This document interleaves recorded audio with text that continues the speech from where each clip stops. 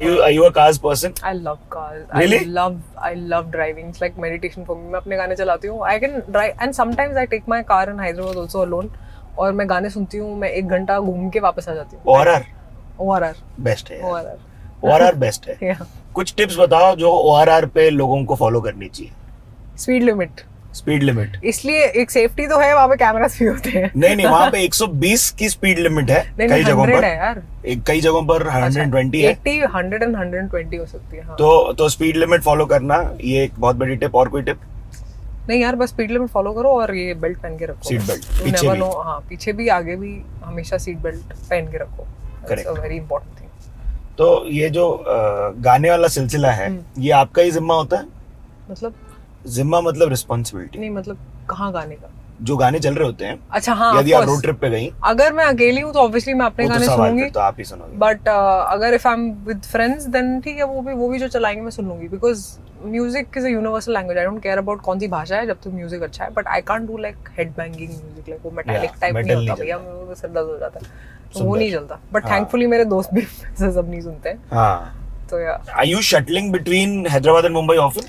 या very very often. तो अभी मैं चेन्नई में भी काम करती हूँ. मैं चेन्नई में भी होती हूँ. मैं दिल्ली में भी होती हूँ बिकॉज माय ब्रदर स्टेज इन दिल्ली.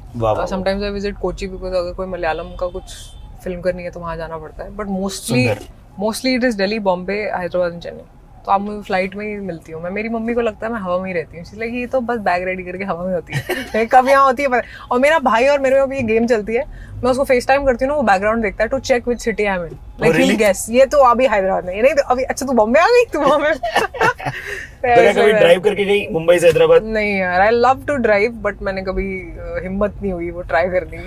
मैं वैसे ही थकी रहती हूँ शूट करके. देन आई एम लाइक अभी इतना लंबा ड्राइव करके कौन जाएगा. प्रोटेक्शन के फंडे सेगमेंट को खत्म करते हुए एसयूवी या सेडान? एसयूवी ना, मजा आता है ना एसयूवी. तो देखो इधर इतना ट्रैफिक है, स्टार्ट स्टॉप के लिए हमारे पास कैस्ट्रोन मैग्नेट प्रोटेक्टेड है. तो अभी हम आगे बढ़ते हुए तो ये बताओ एलएसआर पे कितना कट ऑफ हुआ करता था आपके टाइम पे? फिर मेरे टाइम पे आई थिंक मेरे कोर्स के लिए 91 था.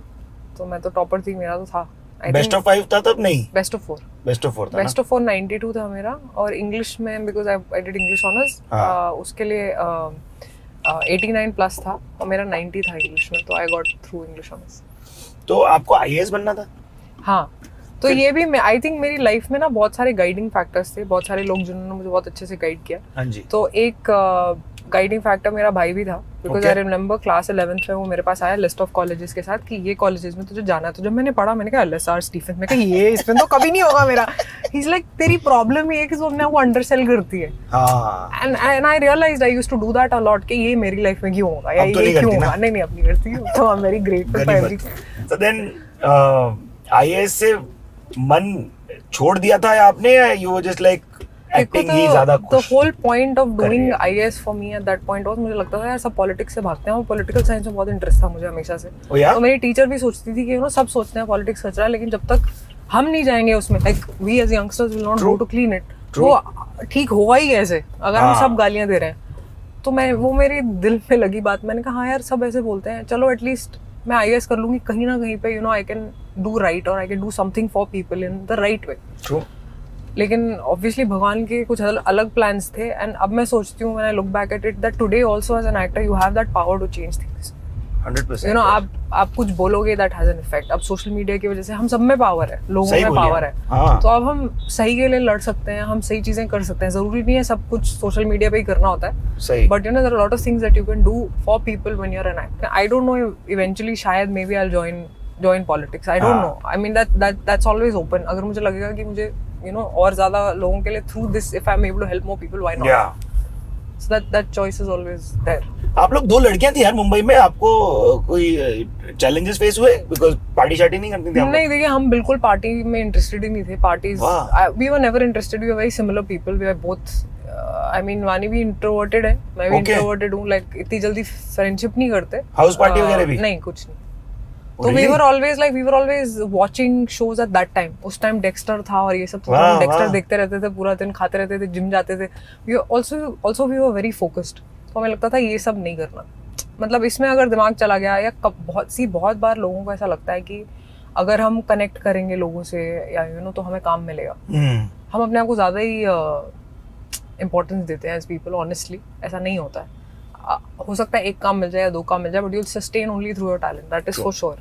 सो if you are more focused at your job, that is where your focus should be, especially in your early years.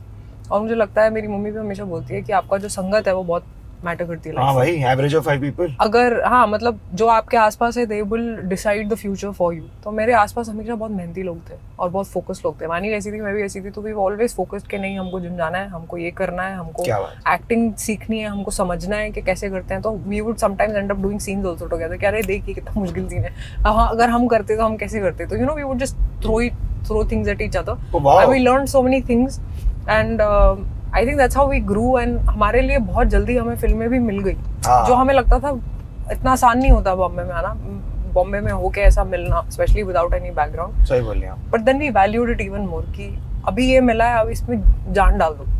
Correct. कुछ कहानियां स्ट्रगल वगैरह की, ट्रेन वेन लेके जाने की? जी ऑफ कोर्स. देखिए वो मुझे स्ट्रगल लगता ही नहीं है, बिकॉज मैं तो कॉलेज में जाती थी, बस में जाती थी, प्रिपरेशन. तो हाँ, तो आई नेवर मैं रिक्शा में घूमती थी, मैं पैदल घूमती थी, मैं ऑटो में जाती. मैं अभी भी आजकल बॉम्बे में कभी भी ऑटो ले लेती हूँ. हाँ, I take an auto sometimes. Mask पहना होता, ज्यादा स्ट्रेस नहीं है. भाई मुंबई के रिक्शा वालों को सलाम जब वो लेके जाएं आपको.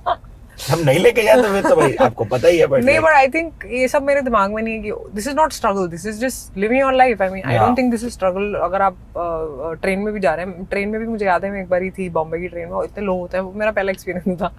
और वहाँ पे एक लेडी थी and she literally pushed me and then she told me अगर धक्का नहीं मारेगी ना बाहर नहीं निकलेगी. मैंने कहा ओह. तो आई वाज लाइक ओह, ऐसा भी, बिकॉज़ मुझे ये आपकी divine intervention. I was like मैं धक्का कैसे मारूं किसी को, like you know, it just doesn't feel right to me कि मैं किसी को धक्के मार. और वो लेडी अपने आप को भी, मेरे को भी उसको लगा इसके बस का था नहीं मुझे इसको धक्के मारने. कहाँ जा रही थी या कहाँ से आ रही थी एक्चुअली